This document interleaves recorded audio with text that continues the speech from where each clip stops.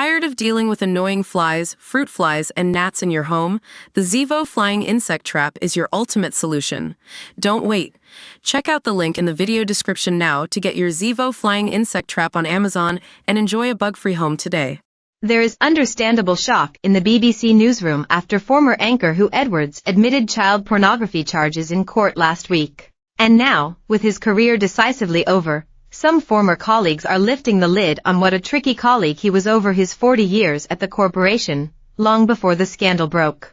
Last week Sir Craig Oliver, who was at the helm of BBC News at 6 and 10 during Edwards' time, told the World at 1, there were, I think, a number of people who were worried about his behavior. Was he throwing his weight around and behaving well enough to staff? This week I am told by a senior source that the truth is worse than Oliver admitted. He said, Huw would spit poison about all the big names. He was very jealous and a divisive figure. Now you think, God, how dare he have behaved like this? He was jealous and would badmouth all of the other presenters.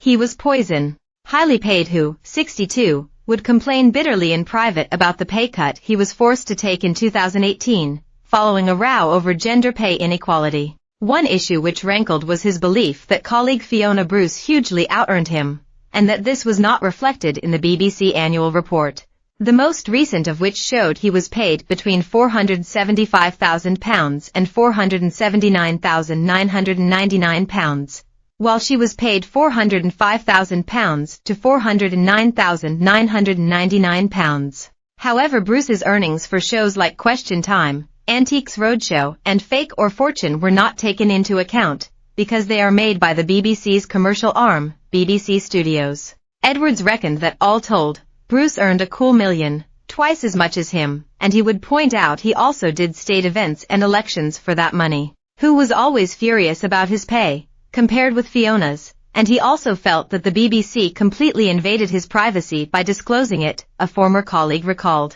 But it was not just Bruce who attracted Edwards' ire. One old colleague says, Huw was the leading light, but he was very jealous of other people who were up and coming.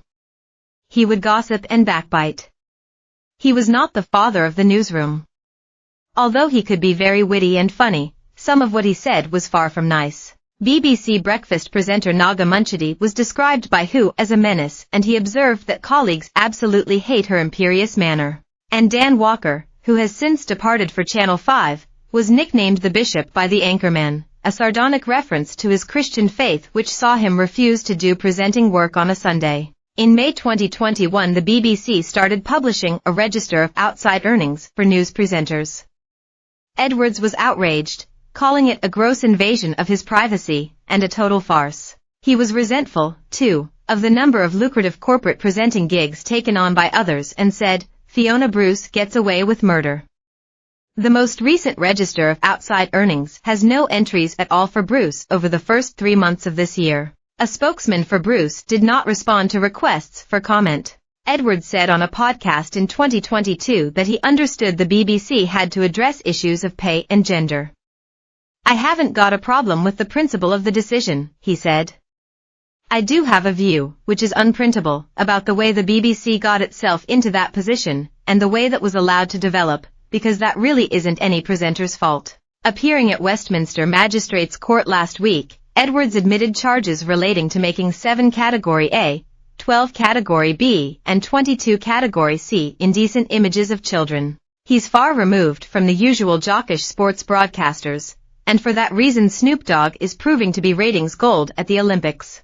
The rapper and actor has doubled U.S. viewers of the Olympics as NBC's special correspondent and is proving brilliant at delivering powerfully entertaining moments to audiences, especially younger ones. Wearing full riding gear at the dressage, and accompanied by Martha Stewart, providing moral support because he is scared of horses, was a highlight, as was his private tour of the Louvre, during which he revealed he is the Mona Lisa's twin brother, Tony Lisa. BAFTA has dealt a blow to non-binary performers, deciding, after spending 2 years debating the thorny question of gendered acting categories, that awards nominees will have to pick a side and choose whether they want to compete as actors or actresses.